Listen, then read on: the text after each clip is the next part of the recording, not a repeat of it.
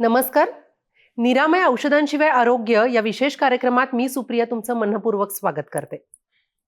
असं म्हणतात की स्वभावाला औषध नसतं, पण तुमच्या शरीरात जो काही आजार तयार होतो त्या सगळ्या आजारांसाठी मार्केटमध्ये प्रत्येक गोळी उपलब्ध आहे. पण ह्या ज्या गोळ्या तुम्ही घेताय याचा प्रचंड घातक परिणाम तुमच्या शरीरावर होतोय. आता तुम्ही म्हणाल की कशा पद्धतीनं हा घातक परिणाम होतोय, तर याच सगळ्यावर आज आपण चर्चा करणार आहोत स्वयंपूर्ण उपचाराचे प्रणेते योगेश चांदोरकर आणि अमृता चांदोरकर यांच्यासोबत. सर आणि मॅडम, तुम्हा दोघांचंही कार्यक्रमात खूप खूप स्वागत. मॅम, जसं मी म्हणतीये की या सगळ्या गोळ्यांचा परिणाम तुमच्या शरीरावर होतो, कारण स्वभावाला तर औषध नसतं, पण तुमच्या शरीरात होणाऱ्या आजारांना औषध उपलब्ध तर आहेत. पण हे औषधं तुम्हाला खरंच बरं करतायत की अधिक अजूनच आजारी बनवतायत का वीक बनवतायत? काय सांगाल मॅम? मुळातच औषधांचा काय परिणाम होतो हा खरं तर मी असं म्हणेन की आमचा विषय नाही. पण तुमच्या आजारावरती कसा परिणाम करायचा, त्या आजारातनं तुम्हाला कसं बाहेर काढायचं याच्यासाठी स्वयंपूर्ण उपचार काम करतात. औषधांशिवाय आरोग्य हे आपल्या सिरियलचं नाव अशासाठी ठेवलंय की आता संपूर्ण जग त्या औषधाच्या विळख्यामध्ये अडकलेलं आहे. सो काहीही होत असेल तर त्याला आपण औषध शोधतो.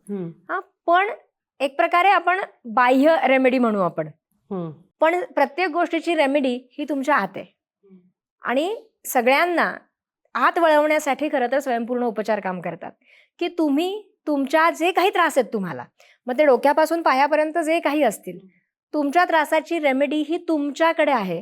आणि ती तुम्हाला मिळवून देण्यासाठी स्वयंपूर्ण उपचार काम करतात. काहीतरी कुठेतरी अडलंय, कुठेतरी साठलंय, काहीतरी कमी पडतंय किंवा काहीतरी जास्त होतंय, सगळं हे शरीराच्या आत. आणि म्हणून काहीतरी आजार आहे. आजार ही त्याची रिॲक्शन आहे शरीराची. ज्या वेळेला त्याचा फ्लो व्यवस्थित नाहीये, एनर्जीचा म्हणू आपण किंवा रक्तप्रवाह म्हणू, अनावश्यक गोष्टी साठतात आणि आवश्यक मिळत नाहीये पेशीला, आणि खूप काळ मिळत नाहीयेत, आणि त्याच्यामुळे ती पेशी, तो ऑर्गन त्रासामध्ये गेलाय.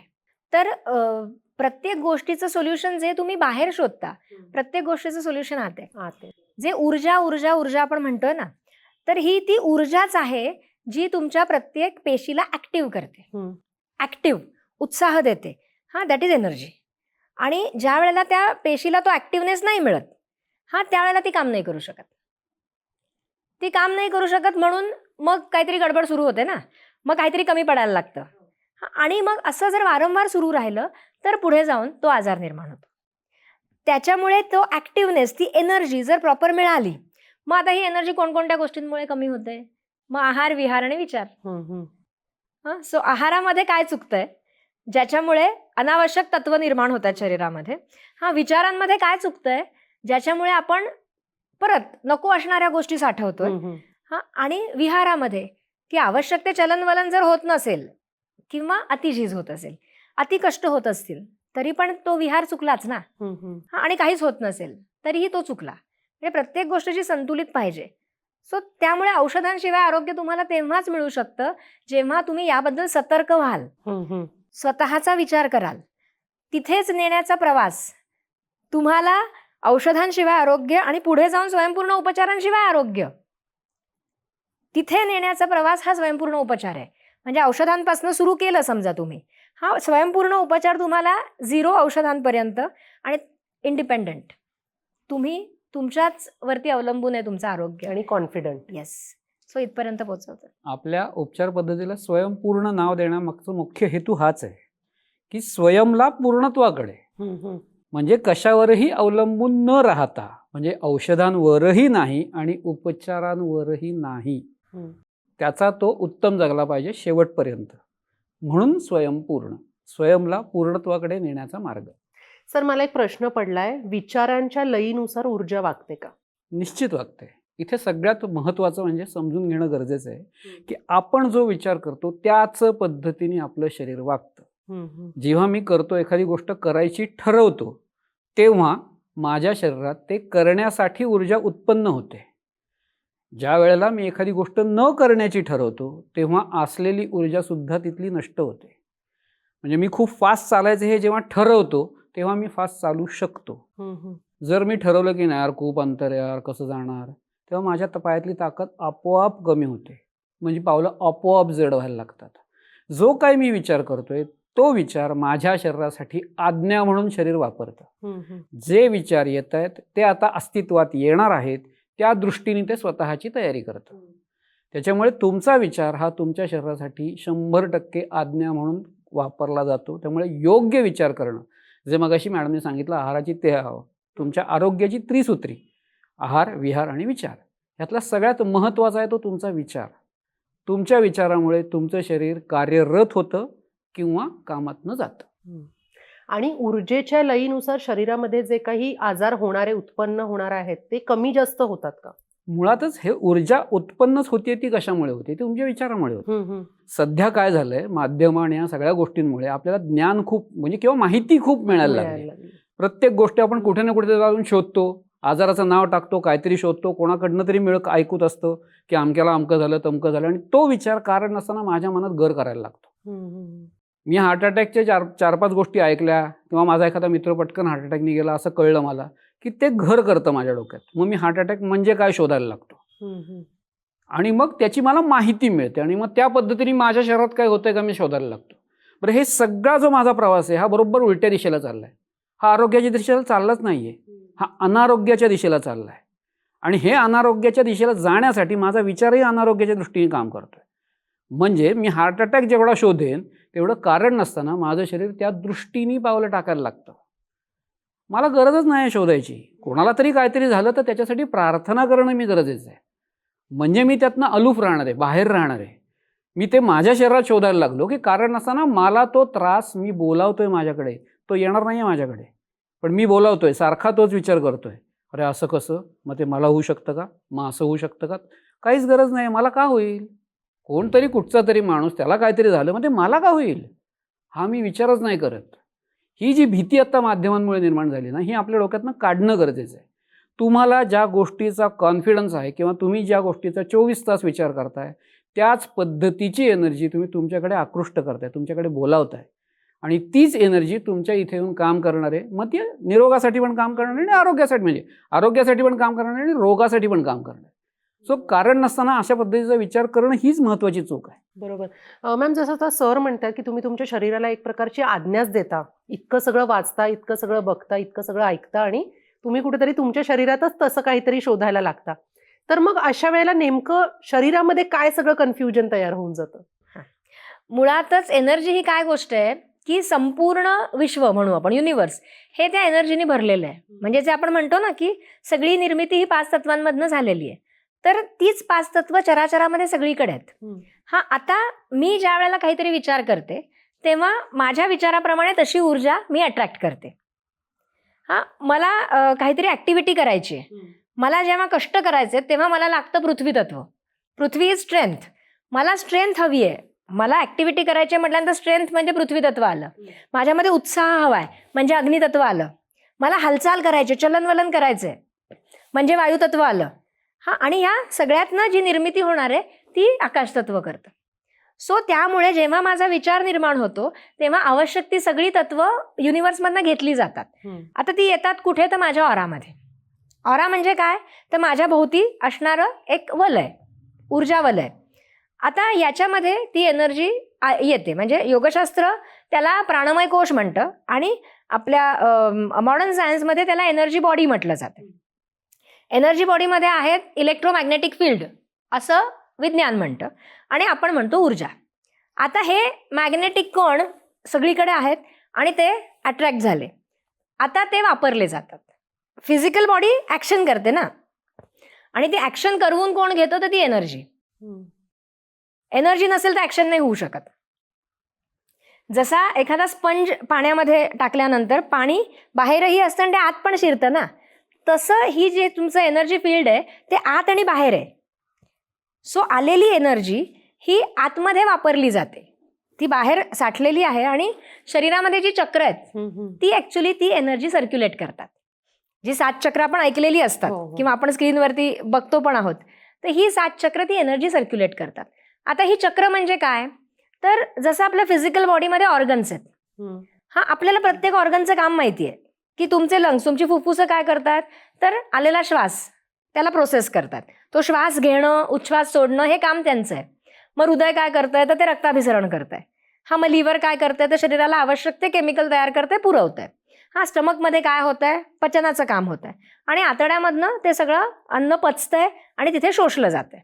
त्याच्यातनं रक्तामार्फत ते सगळीकडे मिसळतंय, पुरवलं जातं प्रत्येक पेशीला. हा, बोन मॅरोमध्ये काय होतंय, रक्ताची निर्मिती होतीये.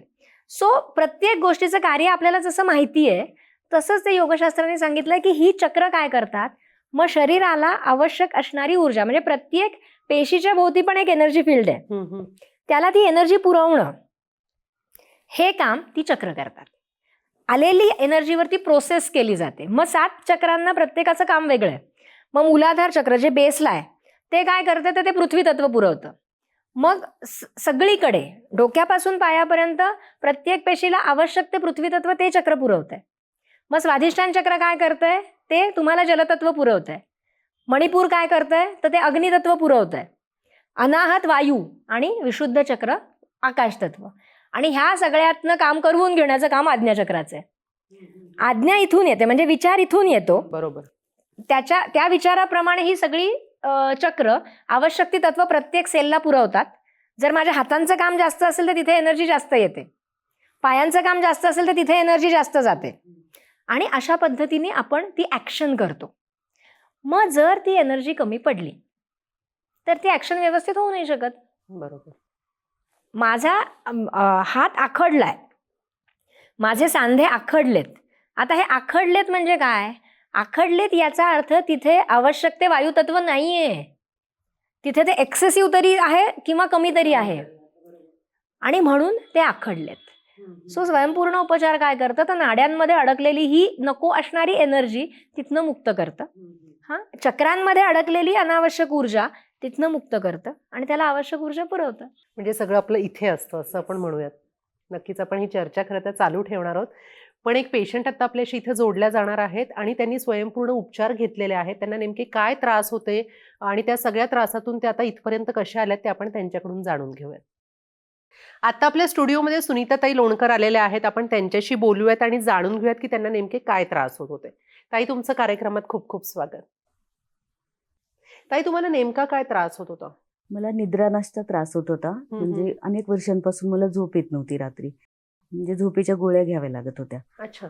पण आपली निरामयची ट्रीटमेंट जेव्हापासून चालू केली, अगदी पहिल्या ट्रीटमेंटच्या दिवशी मी म्हणजे रात्री 10 वाजता झोपले, सकाळी 6लाच उठले. पण मग म्हणजे त्या दिवशी गोळी सलग नव्हती झोप- घेतली? गोळी नव्हती घेतली. अच्छा. सलग झोप झाली माझी, इतकी छान. म्हणजे माझा हा इतका छान अनुभव आहे खरंच. आणि हा निद्रानाशचा त्रास तुम्हाला किती वर्षांपासून अनेक होत वर्ष होता? झाले, 3-4 वर्षांपासून होत होतं. अच्छा. पण मग तुम्ही सलग गोळ्या खात होत्या इतके नाही, दिवस? 2 वर्षांपासून गोळ्या खाते. सुरुवातीला मी असं दुर्लक्ष केलं, त्यानंतर मग मी म्हणजे गोळ्या वगैरे चालू झाल्या मला, त्या घ्याव्याच लागत होत्या, नाहीतर मला झोपच लागत नव्हती. अच्छा. पण निरामयची ट्रीटमेंट जेव्हापासून चालू केली तर मला त्याचे खूप छान फायदे मिळाले. म्हणजे अगदी छान झोप व्हायला लागली. त्यामुळे पित्त व्हायचं मला सारखं, ते पित्त होण्याचं प्रमाण पण खूप म्हणजे पूर्णच बंद झालं आता. आणि हा पित्ताचा त्रासही खूप अनेक हो, वर्षांपासून अनेक चालू होता. वर्षांपासून होता. मग तुम्ही कशा पद्धतीने म्हणजे ही ट्रीटमेंट किती कन्सिस्टंटली घेत होता? म्हणजे दिवसातून किती वेळा 3 घ्यायला वेळा लागायची? घेत होते, दिवसातून अच्छा. 3 वेळा. तर रात्री मी समजा 8 वाजता जर ट्रीटमेंट घेतली ना, लगेच मला झोप यायला सुरुवात व्हायची. तरी मी 10 वाजता झोपायचे, सलग झोप व्हायची मग ताई, माझी. असं म्हणतात की जेव्हा आपल्याला शांत झोप नसेल तेव्हा डोक्यात भयंकर विचारांचा काहूर माजतं आणि त्याच्यामुळे अनेक विचार म्हणजे आणि ते विचार काही सकारात्मक नसतात, तर ते ऑफकोर्स आपल्याला खूप निगेटिव्ह विचार डोक्यामध्ये तयार व्हायला लागतात. असाही काही त्रास झाला का हो तुम्हाला? हो, होता ना. कारण मला झोपच लागत नव्हती, सतत डोक्यामध्ये विचार यायचे आणि निगेटिव्ह थॉट जास्त यायचे आणि असं घाबरल्यासारखं वाटायचं मला. पण नंतर हे निरामयच्या ट्रीटमेंट पासून अगदी शांत झोप लागती, घाबरणं वगैरे सगळं बंद झालं आणि आणि खूप छान घरातल्यांचा रिझल्ट काय आहे. अनुभव होता याच्या नाही, सगळ्या? सगळ्यांना छान वाटतंय की मला झोप लागतीये, ते पण गोळी न घेता. वा वा, खूपच छान. खूप छान अनुभव या माझ्यासाठी. सर, तुमच्याकडे येते जसं आता त्या म्हणतायत की निद्रानाशचा त्रास होत होता, डोक्यात अनेक विचार ऑफकोर्स चालू होते, त्याच्यामुळे झोप डिस्टर्ब झालेली, त्याच्यामुळे ऍसिडिटी वाढली होती. म्हणजे एक काहीतरी तुमचं बिघडलं की अजून 4 गोष्टी तुमच्या बिघडतात. तर सर, काय सांगाल मॅडमच्या या केसबद्दल? मुळातच झोप न लागण्याचं कारणच त्यांचे विचार होते. त्यांच्या डोक्यात सतत विचार चालू होते आणि ते विचार झोप येऊ देत नव्हते. ते थोडंसं लक्षात घेणं गरजेचं आहे की आपला विचार काय करतो. तर आपला विचार जेव्हा येतो त्यावेळेला शरीराला वाटतं की आपण ती कृती करणार आहोत, त्याच्यामुळे त्याच्यात ऍक्टिव्हिटी सुरू होते. आणि शरीरात जेव्हा ऍक्टिव्हिटी सुरू होते तेव्हा झोपू शकतच नाही तुम्ही. बरोबर. त्याच्यामुळे जेवढे तुमचे विचार जास्तीत जास्त वाढत जातात तेवढं शरीराला वाटतं ह्या सगळ्या ऍक्टिव्हिटी करायच्या आहेत आणि त्याप्रमाणे शरीर ताजंतवानं राहायचा प्रयत्न करतं, स्वतःला ऊर्जित करायचा प्रयत्न करतं, त्याच्यामुळे झोप लागत नाही. आता ज्यावेळेला ट्रीटमेंट सुरू झाली त्याला त्यांचे विचार हळूहळू शांत झाले. मुळातच ते चुकीचे विचार येत होते ते थांबले. त्यांचा अनुभव असा आहे की त्यांनी पहिल्याच दिवशी त्यांना शांत झोप लागली 5-6 तास. हे का झालं? तर जे काही साठलं होतं, जे काही आपण वारंवार सांगतो चुकीचं जे काही साठलंय ते स्वयंपूर्ण उपचाराने आपण काढून टाकतो. त्या दिवशी त्यांचं सगळं जे काही साठलं होतं त्याचा भार बराचसा कमी झाला आणि त्याच्यामुळे त्या दिवशी शांत झोपू शकल्या. बरोबर. मॅम, आता तुमच्याकडे येते मी. जसं त्या सांगतायत की निद्रानाश झाला, सर म्हणतात हे सगळे विचारांनी तुम्ही कुठेतरी खूप डिस्टर्ब होऊन जाता. ज्या वेळेला मानसिक आणि शारीरिक सगळंच बिघडलेलं असतं तर अशा पेशंट्सला तुम्ही कसं ट्रीट करता? आता विचारच शरीराला ऍक्टिव्ह करतो ना, त्याच्यामुळे जर झोपताना पण डोक्यात विचार असतील की माझं हे राहिलंय, मला उद्या ते करायचंय, हे खूप दिवसांपासून पेंडिंग आहे, तिकडे जायचंय, ह्यानी काय होतं, जेव्हा तो विचार निर्माण होतो त्यावेळेला तुमचं मूलाधार चक्र ऍक्टिव्ह होतं, कारण ऍक्टिव्हिटी करायला स्ट्रेंथ लागते. बरोबर. मग ते मूलाधार चक्र ऍक्टिव्ह झाल्यामुळे झोप नाही येत. आता हेच जर काही चिंतेचे किंवा भावनिक काही गोष्टी असतील, चिंता आहे, काळजी आहे, भीती आहे, तर ते विचार तुमचं अनाहत चक्र ऍक्टिव्ह करतात. त्याने शरीरातलं वायू तत्व ऍक्टिव्ह होतं. कारण का? ती भीती तुमचा वायू वाढवते. मग वायू वाहायला लागला तुमच्या शरीरामध्ये की तुम्ही त्या नैराश्याचे विचार येत राहतात आणि ती ऍक्टिव्हिटी परत हालचाल ही शरीरामध्ये सुरू राहते पेशींमध्ये. आणि त्याच्यामुळे झोप येत नाही. हेच जर मनात काही खतखत असेल तर ती मणिपूर चक्राला खतखतीचे विचार असतील काही, की माझ्यावरती कसा अन्याय होतोय, राग कुणाबद्दलचा तरी, चिडचिड, मग ते तुझ्या मणिपूरला ऍक्टिव्हेट करतात. सो मणिपूर ऍक्टिव्ह राहतं. ऍक्च्युली जेव्हा आपण झोपतो त्यावेळेला ही सगळी चक्र शांत झाली की संपूर्ण गाढ झोप लागते. पण विचार सुरू राहिले, काही वेळेला असंही होतं की लोकांना विचार कळतही नाहीत, बॅक ऑफ द माइंड विचार सुरू राहतात. सो हे सगळं आपण स्वयंपूर्णने थांबवू शकतो. आपण काम करतो एनर्जीवर, चक्रांवरती, त्या सगळ्या तत्वांवरती. पण त्याचा परिणाम होतो की तुमचे विचार शांत होत जातात. भले तुम्ही आता अडचणीत असाल पण तुमचे त्याच्याशी निगडीत पण विचार शांत होत जातात. विचार शांत होतात, चक्र शांत होतात आणि मग तुम्हाला शांत झोप लागायला लागते. नक्कीच. ताई, तुमच्याकडे पुन्हा एकदा येते. मला सांगा, स्वयंपूर्ण उपचाराने तुम्हाला अजून काय फायदे झाले? मला 2016 मध्ये सर्दीचा खूप त्रास होत होता. ॲलर्जिक सर्दी व्हायची. ती सर्दी झाली की 15 दिवस काही ती सर्दी जात नव्हती. डॉक्टरांकडे गेले, मेडिसिन घेतले की मला तात्पुरतं बरं वाटायचं, पण म्हणजे असं काही जास्त फायदा होत नव्हता. मग मी निरामयकडे आले. ही ट्रीटमेंट जेव्हा चालू केली तर मी सलग 2 महिने ट्रीटमेंट घेतली आणि 3 वेळा उपचार घेतले. 3 वेळा, रोज दिवसभरात 3 वेळा. ती सर्दी माझी पूर्णपणे गेली. तर आतापर्यंत मला काहीच त्रास होत नाही, सर्दी होत नाही अशी ॲलर्जिक. म्हणजे तुम्हाला खूप छान वाटते? आणि खूप छान वाटते. म्हणजे स्वयंपूर्ण उपचारातून आता हळूहळू पूर्णपणे बऱ्या होण्याच्या मार्गावर आहात. खूप छान. तुम्ही या कार्यक्रमात आलात आणि तुमचा इतका अनुभव खरं तर आमच्यासोबत शेअर केला. इतका जुना तुमचा हा त्रास आहे, त्याच्यातून हळूहळू आता बऱ्या होत आहे, ते सगळं शेअर केलं, त्याच्यासाठी तुमचे खूप खूप आभार. धन्यवाद. सर आणि मॅडम, खरं तर आपली वेळ आता संपत आलेली आहे, त्यामुळे आपल्याला इथे थांबावं लागतंय. ही चर्चा आपण पुढच्या भागामध्ये कंटिन्यू करूयात. पण आजच्या एपिसोडसाठी मी तुमचे दोघांचे आभार मानते की तुम्ही या कार्यक्रमात आलात आणि खूप छान माहिती दिली आपल्या प्रेक्षकांना. धन्यवाद. जसं आता आपण सुनीताताईंशी बोललो आणि त्यांनी आपल्याला सांगितलं की त्यांना निद्रानाश या गोष्टीचा त्रास होत होता, त्यांना नैराश्य आलेलं होतं आणि या सगळ्या गोष्टींमधून हळूहळू त्यांनी स्वयंपूर्ण उपचार घेतले आणि हळूहळू आता त्या ह्याच्यातून बाहेर येत आहेत, पूर्णपणे बऱ्या होत आहेत. अशाच पद्धतीने तुम्हीही स्वयंपूर्ण उपचार घ्या आणि तुम्हाला कोणतेही त्रास होत असतील तर त्याच्यावर विना औषधी असे हे उपचार काम करणार आहेत. आजच्या या एपिसोडमध्ये वेळ झाली इथेच थांबण्याची. आपण पुन्हा भेटणार आहोत एका नवीन एपिसोडमध्ये. धन्यवाद. साध्या आजारांपासून ते मोठ्या आजारांपर्यंत घरी राहून फक्त व्हॉट्सअप किंवा ईमेलने माहिती पाठवून लागोलाग सुरू करता येणारे उपचार म्हणजे विनास्पर्श विनाऔषध केले जाणारे स्वयंपूर्ण उपचार. आजच संपर्क साधा.